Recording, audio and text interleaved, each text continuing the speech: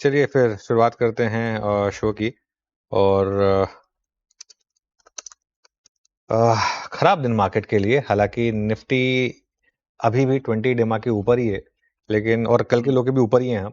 लेकिन फैक्ट यही है कि हम बार बार इसको टेस्ट कर रहे हैं 20 डेमा को। और आज तो एक और इंटरेस्टिंग चीज़ हुई, आज तो मिड कैप और स्मॉल कैप भी गिरे हैं।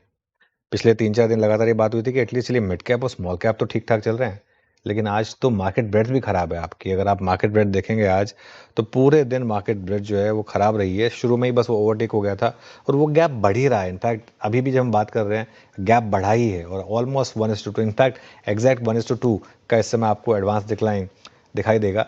आज जो एक चीज़ खराब हुई वो था हीरो मोटोकॉर्प की सेल्स, जो अक्टूबर की सेल्स थी।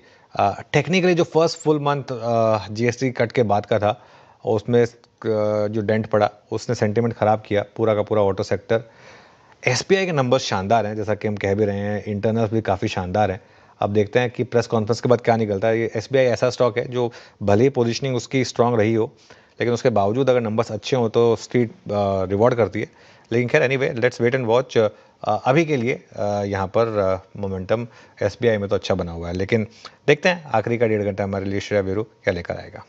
बिल्कुल, जी। आखिरी का 1.5 घंटा कैसे होता है वो देखने वाली बात होगी, लेकिन एसबीआई के नतीजे ठीक रहे, इसलिए फिलहाल अभी आपको थोड़ा वो निचले स्रोत से अच्छी रिकवरी के साथ कामकाज करता हुआ नजर आएगा। ब्रॉडर मार्केट खराब आपने मेंशन किया, ब्रेथ खराब। सेक्टर स्पेसिफिक बात करें, आईटी मेटल में सबसे ज्यादा बिकवाली एकमात्र कंज्यूमर ड्यूरेबल्स दिखेगा आपको, जो इन ग्रीन ट्रेड कर रहा है फिलहाल।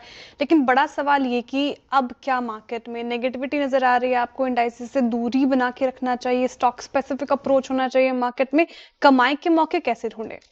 पता है क्या इंटरेस्टिंग चीज़ है, निफ्टी 112 पॉइंट नीचे है, लेकिन पुट बायर्स ने पैसा नहीं बनाया होगा आज भी। तो आज मार्केट में अगर आप देखें, तो खासतौर से अगर थोड़ी भी दूर की आपने पुट ली होगी तो कोई बहुत पैसा नहीं बना होगा, वो भी कोलैप्स हुए हैं प्रीमियम सारे के सारे। टफ मार्केट है ये श्रेया, ये इतनी आसानी से आपको पैसा बनाने नहीं देगा। और मैं सच बताऊं तो मेरी गट फीलिंग अभी भी यही है कि ये एक बड़ी रैली से पहले थोड़े से वीक हैंड्स को बाहर निकालने वाली मार्केट है। अभी भी मार्केट का जो बड़ा ब्रेकआउट था वो इंटैक्ट है। देखते हैं, लेकिन 25,600 के नीचे बंद हुए तो थोड़ा सा नियर टर्म का ट्रेंड खराब हो जाएगा। लेकिन लेकिन इशू पता है क्या है, मामला है सारा का सारा स्टॉक्स का। अभी भी अगर आप इंडिविजुअल स्टॉक्स, और आपको 2-3 स्टॉक्स चाहिए, ऐसा नहीं है कि आपको हर चीज़ पकड़नी है, हर ट्रेड आपको ग्रिप में लेना है। फॉर एग्जांपल आज सुबह हमने हिटाची की बात की थी, वो 5% 6% ऊपर खुलने के बाद भी उसमें और मोमेंटम आया, और देखिए अब 13.5% ऊपर है, ऑलमोस्ट 15% एफ का स्टॉक भागा है। तो ऐसा नहीं कि स्टॉक्स रिएक्ट नहीं कर रहे हैं पॉजिटिव साइड पर, पॉजिटिव साइड पर भी रिएक्ट कर रहे हैं, काफ़ी रिएक्ट कर रहे हैं। बहुत सिलेक्टिव होने की ज़रूरत है आपको इस समय मार्केट में। अंधाधुंध कुछ भी ले लेंगे तो पैसा नहीं बनेगा, लेकिन अगर अच्छा स्टॉक सिलेक्शन करेंगे और होल्ड करेंगे तो मार्केट में पैसा बन रहा है इस समय। 25,600 से 25,650 के बीच एक रेजिस्टेंस है निफ्टी के लिए, और सॉरी सपोर्ट है 25,650। रेजिस्टेंस करीब करीब 25,750 से 25,800 पर है। बैंक निफ्टी की जहाँ तक बात है, यहाँ 57,500 57,700 पर सपोर्ट है, और 58,200 से 58,400 पर एक रेजिस्टेंस है। लेकिन मैं एक चीज़ बताऊँ ना, मेरा ये मानना है कि मार्केट में अभी भी आपको मौके दोनों तरफ के मिल रहे हैं। आप दोनों तरफ की ट्रेड्स अगर लेना चाहें तो आप ले सकते हैं। लेकिन निफ्टी के लिए डिसाइसिव फैक्टर रहेगा 20 डे माह का। एक टेस्ट तो सक्सेसफुल हुआ, अब दूसरा टेस्ट, आज जिस तरीके से मार्केट अब वापस नीचे आ रहा है, कल का लो था करीब करीब 25,632 के करीब आते हैं इनका। उसके नीचे अगर आप सेटल हुए तो हो सकता है कि थोड़ा सा स्टॉप लॉसेस ट्रिगर हो जाए, तो वो एक रिस्क रहेगा मार्केट के लिए। लेकिन नंबर्स का जो सीज़न रहा है ना, वो अच्छा रहा है काफ़ी। आज आप M&M के नंबर्स देख लीजिए, SBI के नंबर्स देख लीजिए, नंबर से कोई कंप्लेन नहीं है। तो उससे पहले आपने जितने नंबर्स देखे उसमें किसी में कंप्लेन नहीं है। Let's wait and watch. Veeru के पास चलते हैं स्टॉक स्पेसिफिक एक्शन के लिए। Veeru, good afternoon. Good afternoon Anuj. Stock specific action Anuj, आज थोड़ा सा अगर आप देखें तो जहां पे अभी भी प्राइस फर्म है, हालांकि याद रखिएगा डे हाई नहीं है। अभी भी अगर आप देखें तो भारतीय एयरटेल के स्टैट्स स्ट्रॉन्ग है, 1.5% की स्टॉक ऊपर आज अपने करियर हाई पे ट्रेड करता हुआ। लेकिन देखिए अभी मेरे पास ये इसके स्टैट्स स्ट्रॉन्ग है, लेकिन ये डे हाई पर नहीं है। बट आज एक गैप अप ओपनिंग हुई थी नंबर्स के बाद, अभी भी स्टॉक 2100 पे स्ट्रॉन्ग पुट राइटिंग है। तो जो मजबूत स्ट्रक्चर है बाजार के उसमें से एक भारतीय एयरटेल है। इन लेवल्स पे भी सेट्स बहुत स्ट्रॉन्ग।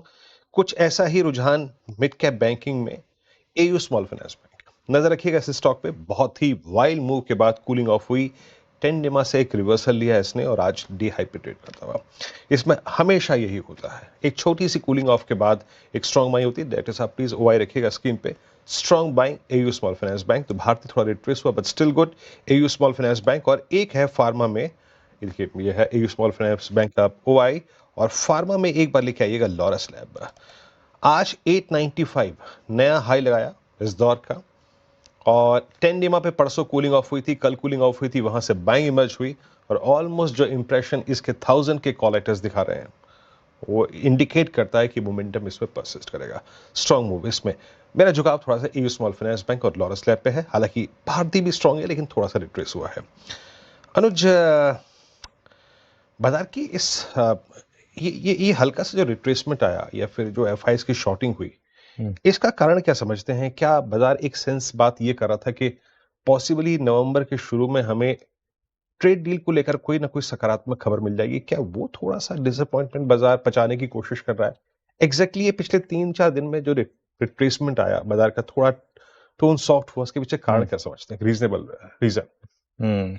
देखिए, कहना तो बहुत टफ होगा कि क्या हुआ, लेकिन एक रीजनेबल गेस ये हो सकता है कि एक बहुत बड़ी रैली अक्टूबर के बाद नवंबर में 2-3 मार्केट के लिए मेक और ब्रेक इवेंट है। एक तो बिहार इलेक्शन जिसके अगले हफ्ते रिजल्ट आएंगे, आई थिंक वो काफ़ी क्रूशल है। और दूसरा आई थिंक कहीं ना कहीं बाजार को शायद एक रिस्क लगा है कि ट्रेड डील अब तक क्यों नहीं साइन हुई, जो इतने सारे इंडिकेशंस आ गए थे उस पर अब तक कुछ पॉजिटिव हुआ क्यों नहीं। और ये भी हो सकता है ना वीरू, एक देखिए एफआईएस ने एक व्यू लिया हो कि एक बहुत बड़ी रैली के बाद एक नियर टर्म का टॉप बना और उसको वो शॉर्ट करके भुनाना चाहते हो, ये भी पॉसिबिलिटी है। देखिए तो हमको बाद में पता चलेगा कि एग्जैक्ट रीज़न क्या था, लेकिन मुझे नहीं लगता कि ये मार्केट अब आपको वो बड़ी वाली डिक्लाइन देने वाला है। ये ठीक है, एक रैली की जो पेस थी अक्टूबर में बहुत फास्ट थी, उस वजह से हो सकता है कि नवंबर में आपको डिक्लाइन भी थोड़ी फास्ट लग रही हो, लेकिन अब तक मार्केट ऐसा कुछ बहुत ज़्यादा गिरा नहीं है। 26,200 इंटरडे में हम गए थे, 26,200 तक, क्लोजिंग में हम 26,050 26,060 तक गए थे। 400-500 पॉइंट गिरे हैं हम कुल मिलाकर। 26,104 का इंटरडे हाई था और 26,054 के करीब का क्लोज था, तो कोई टेक्निकली बहुत ज़्यादा नहीं गिरे 1300 पॉइंट की रैली के बाद। और टेक्सचर अभी भी पॉजिटिव ही है मार्केट का, लेकिन हाँ जरूर ये बात सही है कि एफआई की जो शॉर्टिंग है वो थोड़ा सा अब डरा तो रही है। चलिए अब श्रेया के पास चलते हैं। श्रेया बताइए, आगे बढ़ते हैं कार्यक्रम में। जी आगे बढ़ते हैं और ट्रेंडिंग स्टॉक्स और कार्यक्रम का क्रम समझेंगे, लेकिन मेरा एक सवाल जो आप जिक्र भी कर रहे थे अपने कमेंट्री में, एसबीआई के नतीजे अच्छे लगे हैं और वो स्टॉक्स के एक्शन पे दिख भी रहा है, लेकिन सवाल ये कि पीएसयू बैंक्स पिछले कुछ सत्रों से अच्छा कर रहे थे, क्या एसबीआई के नतीजे अब उसको और गति देंगे, क्या और इजाफा देखने को मिल सकता है? साथ ही बैंक निफ्टी को क्या रिवाइव करेगा अब एसबीआई के नतीजे?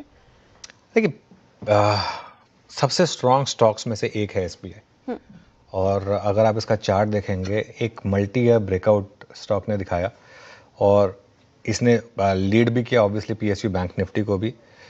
मेरे ख्याल से अभी कुछ देर में प्रेस कॉन्फ्रेंस शुरू हो जाएगी तो कयास ज़्यादा नहीं लगाएंगे, लेकिन मुझे नंबर देखकर ऐसा कुछ नहीं लगा जिससे कोई नेगेटिव हो। और ये तो आज मार्केट इतना ख़राब है इस वजह से, अगर आज मार्केट अच्छा होता तो मेरे ख्याल से आज आप 970-980 का रेट देख चुके होते एसबीआई के केस में। और मुझे लग रहा है कि कल आप ब्रोकरेजेस के टारगेट्स देखेंगे, सारे टारगेट 1000 से ऊपर होंगे।